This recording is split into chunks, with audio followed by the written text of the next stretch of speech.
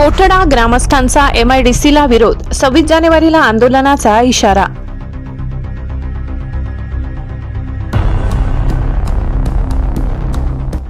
कोठडा तालुका नवापूर येथील गायरान जमिनीचे MIDCसाठी होणारे हस्तांतरण रद्द करण्याच्या मागणीसाठी ग्रामस्थांनी आक्रमक पवित्रा घेतलाय।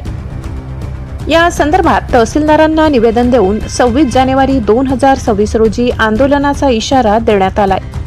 ग्रामपंचायत कोठडाना बठा लोकसंख्या हे जर ठेवून जे आमने विरुद्ध आमना ग्रामपंचायतना जागा होतो जबरदस्ती करीसनी आम्हाला मालूम नसताना लिहिली नाहीत तर तो जमीन काय आम्ही देणार नाही होय जे 2000 पहिल्यापासूनच काय करेला आहे ती मालूम नसताना त्या लिहिली नाहीत तर आम्ही काय देणार नाही। आमना गावनी अंदर खूप येते ढोरा पाणी व्यवस्था करेला बठा तर ती काय आम्ही देणार नाही होय जे आम्हाला बठा से मर्जी प्रमाणे ती जागा आली नाहीत आणि आम्हाला माहिती नसताना ही करणार तर आम्ही ती काही देणार नाही होय जर त्या जबरदस्ती करतील तर आम्ही ती कंपनीला चालू देणार नाही होय आणि जर इसा करतील तर आम्ही कंपनीला तोडफोड करू हे जामने तुम्हाला नम्र विनंती है।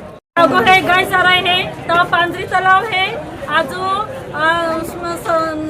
मसान भूमि है तो बोर कोलो है MIDC वाइन जबरदस्ती हडप होत है त्यासाठी आम्हा MIDC हा देणार नाही जर उत्तरवादी करीत आम्हा त्याला मता हादणार नाही हे उल्हास बोलून मा बेन शब्द समोर जाती गावला आम्ही होता नाही ती आज गाव लोकशी सरपंचशी निवडणी करीसनी आज गावला अख्खी सुविधा करही आणि ती गाव जरा लुटायला निघणार पण आम्ही लुटू देणार नाही। आम्ही पोरसोरनी आगाडे ती जमीन राहायला जुईज संख्या वाढती जाईल पण पुरती वाढवणी ती आमने बाप दादाची जमीन देणार नाही ती आमनी विनंती ह जर आम्ही आणि जर हे कोठडा गाव जर आखू कंपन्या काढणार या कंपन्या चालू होत या बी बंद करी दे।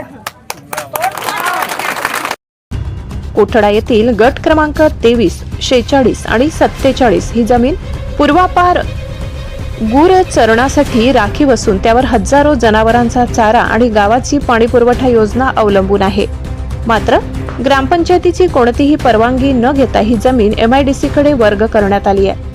हा निर्णय रद्द करून रेकॉर्ड ऑफ राईटवर पुन्हा ग्रामपंचायतीचे नाव लावण्याची मागणी ग्रामस्थांनी केली आहे। हे निवेदन देताना माजी सरपंच सुरेखा दिलीप कोकणे, उपसरपंच वीरसिंग भोंगाड्या कोकणी, सुरेश गावित व मोठ्या संख्येने ग्रामस्थ उपस्थित होते। न्याय न मिळाल्यास प्रजासत्ताक दिनी तहसील कार्यालयासमोर तीव्र निदर्शने करण्याचा निर्णय ग्रामसभेने घेतलाय।